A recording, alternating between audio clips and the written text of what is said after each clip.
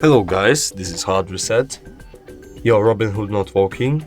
If stock data isn't updating, orders won't go through or the app freezes, do this. Restart the app. Then check your permissions.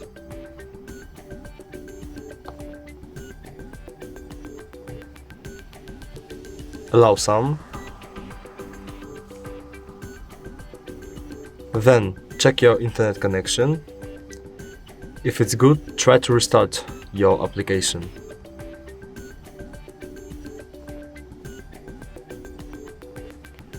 And not only restart, but reinstall. So you click uninstall and install it again.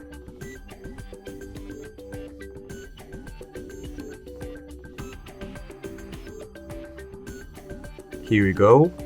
And if you have some problems with the application for now, try to reboot your phone. Just turn it off and then turn it off, and it will help. And it will help you. Thank you so much and see you.